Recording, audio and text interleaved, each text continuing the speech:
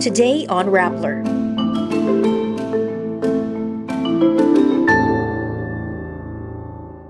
The Justice Department says fugitive preacher Apollo Quiboloy remains in the Philippines. Senators urge the suspension of Bamban Mayor Alice Guo due to alleged links to a raided pogo.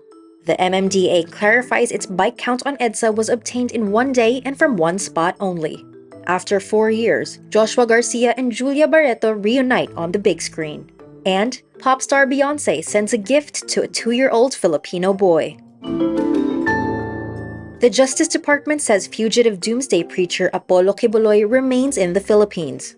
The DOJ adds Thursday, April 25, prosecutors already filed a motion for a hold departure order against Quiboloy and that he is already on the Bureau of Immigration's lookout list. Quiboloy's former followers claim the group's fundraising efforts continue unabated in the Philippines and abroad. Reynita Fernandez, a former follower, says KOJC's street-level solicitations are ongoing in Singapore, masquerading as charitable endeavors. Former KOJC member Faith Quilion says the fundraising is relentless, as the practice is the default mentality in the group. They say KOJC workers raised funds as gifts for Quiboloy, the self-proclaimed son of God, in time for his 74th birthday, April 25.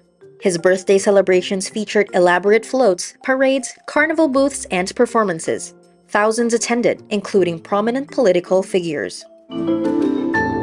Senators Risa Hontiveros and Gatchalian urged the Department of the Interior local government to preventively suspend Bamban Mayor Alice Guo due to her alleged links to the Philippine offshore gaming operator Zunyuan Technology Incorporated. The Presidential Anti-Organized Crime Commission raided the Pogo's premises at the Baofu compound in Bamban, Tarlac last month. Hontiveros says the ocular inspection was continuing discovery of Pogo's links to organized crime. Documents and other pieces of evidence point to Guo and other officials' involvement in the operation of the Pogo facility. Zunyuan is by far the biggest among the 4 Pogos raided by authorities since May 2023. Gatchalian says, as the findings of the PAOCC unfold, there are serious questions they must answer. The 2 senators reiterate their call for a ban on all Pogos in the country.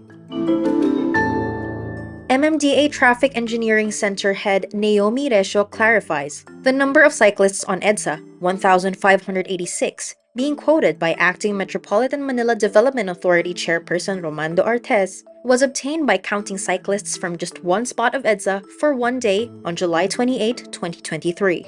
She also admits it is just a partial figure given the limitation of their count. Artes has been using this figure since March to justify the MMDA's opposition to proposals to widen EDSA bike lanes. On Wednesday, April 24, he also uses this to explain why the agency is considering the removal or reduction of the size of those bike lanes. Another major bike count study conducted by the Institute for Climate and Sustainable Cities yielded a much higher count of EDSA cyclists, over 7,800. After 4 years, former celebrity couple Joshua Garcia and Julia Barretto will reunite on the big screen with the film Unhappy for You. Star Cinema and Viva Films announced the reunion project will be directed by filmmaker Peterson Vargas. The two, who dated in real life from 2017 to 2019, say they're excited to work together again, adding they're both okay despite their romantic history.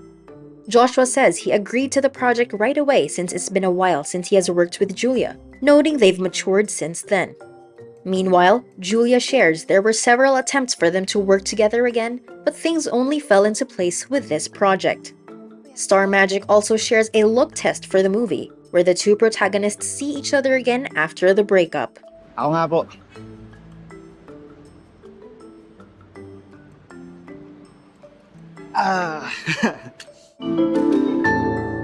2-year-old Tyler just proved he's one of the luckiest Beyoncé fans right now.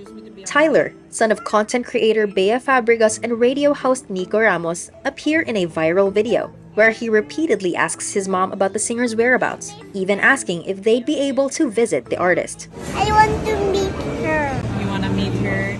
The video quickly garnered millions of views and eventually reached the pop star's team. Bea then posts on Wednesday, April 24, that Beyoncé's publicist reached out to them because the singer wanted to send Tyler a gift.